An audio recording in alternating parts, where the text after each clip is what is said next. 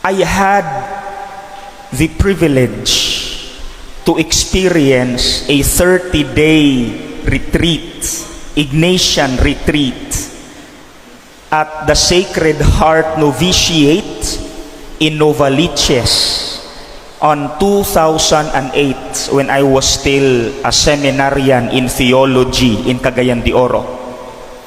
And they had an art room where you could express your reflection through painting or drawing.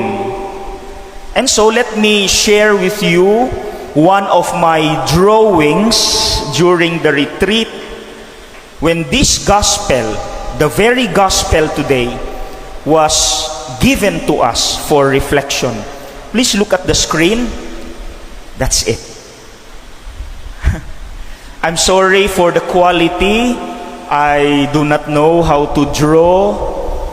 I'm not an artist, but I believe this drawing was Spirit-inspired. That's my redeeming factor. Spirit-inspired because it happened during a 30-day retreat. Because the gospel today talks about humility. And the best example on humility is none other than children. I'm sorry, grown-ups. I'm sorry. Now let me begin by sharing with you the 5 characteristics of a child with regard to humility. Honestly, this is easier said than done. This is difficult because the exact opposite of humility is pride, arrogance, ego. Let's begin with letter C. One of the characteristics of a child is that a child cheers us up. Do you agree? Aside from the fact that they are cute and they make us happy, there's a deeper angle on the cheerfulness of a child. What do you notice? When you give a candy or a gift or a toy to a child, they do not question you. They do not complain. They do not ask you, is this made from China? Is this from Novo? Is this from DIY? Is this branded? They do not ask you. All they say is, wow, beautiful, thank you. That is why their characteristic cheers us up. We love to give gifts to children. Do you agree? Kasi they do not complain eh.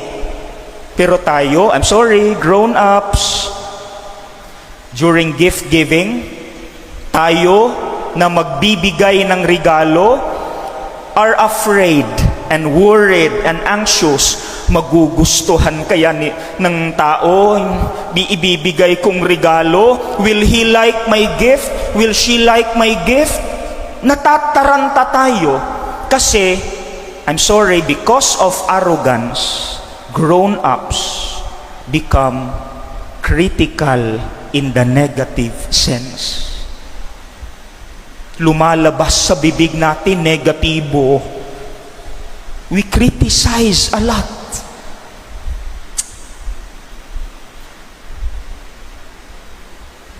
Nasaan na yung wow, lahat appreciation, like children.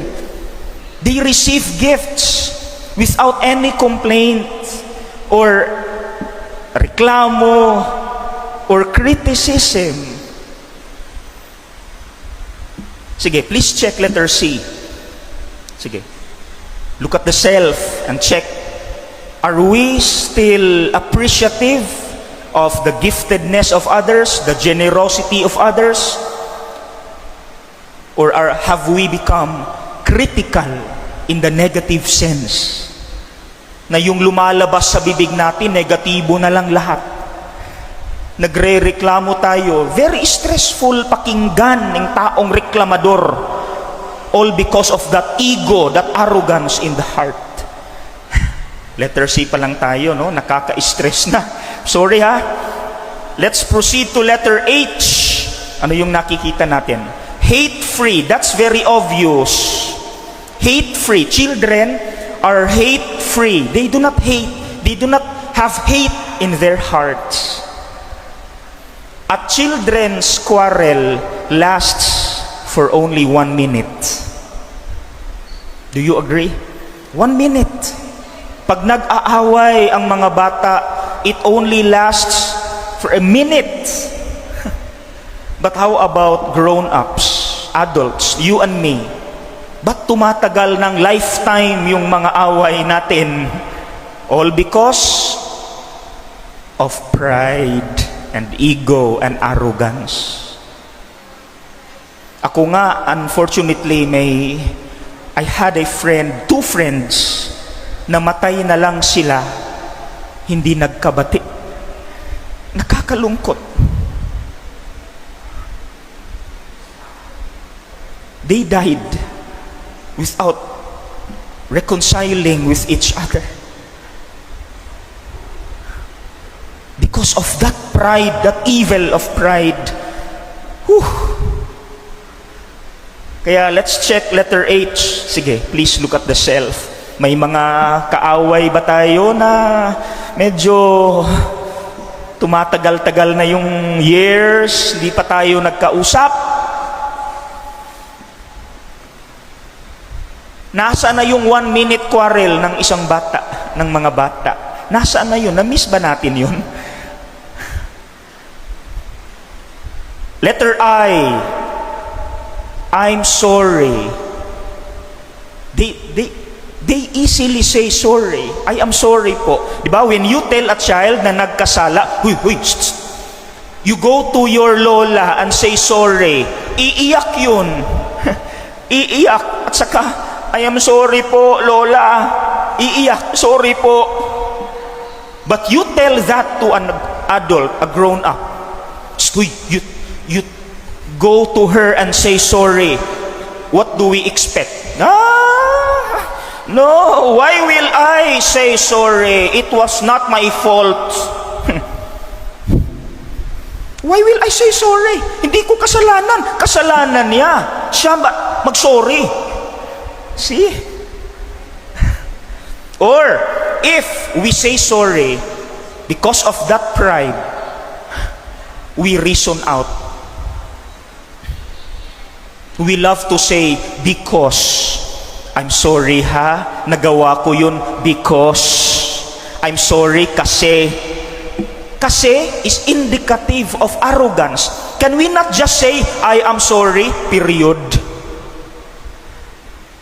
Pwede bang yun na lang? I am sorry, wala nang kasi, because, diretso, I'm sorry, period. Letter L. Children listen. They love to listen, and because of that, they love to ask. Kararating ko lang a few days ago from my mahaba-habang bakasyon sa Dapitan City, Zamboanga del Norte in Mindanao. No, I welcome back. No, I have a pamangkin na very annoying, pero natatawa na lang ako.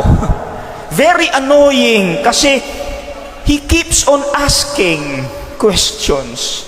You know what? If you ask questions, that's indicative of humility. Kasi when you ask, it means you do not know everything. Di ba? You do not know everything. Kaya nga nagtanong ka, kasi kulang ka. That's humility. But arrogant people do not ask questions. They claim they know everything. Pinag-aralan ko to, kaya alam ko to.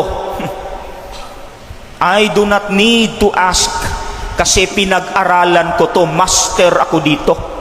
See? Letter D. Dependent. Buong maghapon, maglalaro lang ang bata sa bakuran because kampante ang bata. na yung nanay niya is cooking or preparing food for him or her. That's dependence. I depend on mama, I depend on papa 100%. So let me end with a prayer. Let us show letter D every day, every time we pray. We say, Lord, I am rich, I am educated, I have titles after my name, I am intelligent, but Lord, still, I am nothing without you. I totally depend on you, Lord. I cannot persevere, I cannot endure without you, Lord. Amen. Say that every time we pray. Let God feel that you depend on Him 100% like a little child. Amen.